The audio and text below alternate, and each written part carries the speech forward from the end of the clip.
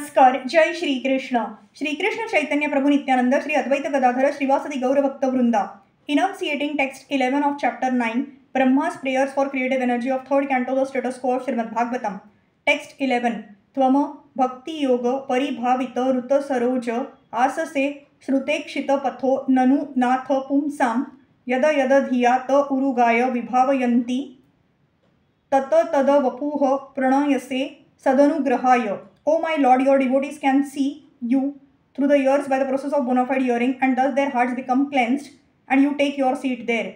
You are so merciful to your devotees that you manifest yourself in the particular eternal form of transcendence in which they always think of you.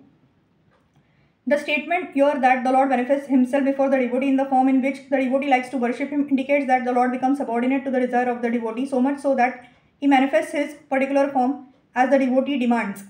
This demand of the devotee is satisfied by the Lord because he is pliable in terms of the transcendental loving service of the devotee. This is also confirmed in Bhagavad Gita 4.11. Ye yatha mam prapadyante tams tathaiva bhajami aham. We should note, however, that the Lord is never the order supplier of the devotee. Here in this verse, it is particularly mentioned, Tvama bhakti yoga paribhavita. This indicates the efficiency achieved through execution of mature devotional service or prem love of Godhead. This state of prem is achieved by the gradual process of development from faith to love. On faith, one associates with bona fide devotees, and by such association, one can become engaged in bona fide devotional service, which includes proper initiation and the execution of the primary devotional duties prescribed in the revealed scriptures.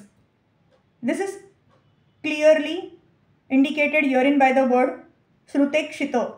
The Shrutekshita path is to hear from bona fide devotees who are conversant with Vedic wisdom, free from mundane sentiment. By this bona fide hearing process, the neophyte devotee becomes cleansed of all material rubbish, and thus he becomes attached to one of the many transcendental forms of the Lord as described in the Vedas.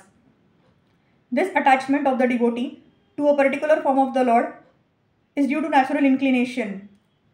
Each and every living entity is originally attached to a particular type of transcendental service because he is eternally the servitor of the Lord. Lord Chaitanya says that the living entity is eternally a servitor of the Supreme Personality of Godhead Sri Krishna. Therefore, every living entity has a particular type of service relationship with the Lord eternally. This particular attachment is invoked by practice of regulative devotional service to the Lord, and thus the devotee becomes attached to the eternal form of the Lord, exactly like one who is already eternally attached. This attachment for a particular form of the Lord is called Swarupa Siddhi. The Lord sits on the lotus heart of the devotee. In the eternal form, the pure devotee desires, and thus the Lord does not part from the devotee as confirmed in the previous verse. The Lord, however, does not disclose himself to a casual or inauthentic worshipper to be exploited. This is confirmed in Bhagavad Gita 7.25. Naham prakashah sarvasya yoga maya samavrutah. Rather, by yoga maya, the Lord remains concealed to the non-devotees or casual devotees who are serving their sense gratification. The Lord is never visible to the pseudo-devotees who worship the demigods in charge of universal affairs. The conclusion is that the Lord cannot become an order supplier of a pseudo-devotee, but he is always prepared to respond to the desires of the pure unconditional devotee who is free from all tinges of material infection. Hare Krishna, Krishna Krishna, Hare Hare, Hare Ram, Ram Ram, Hare Hare.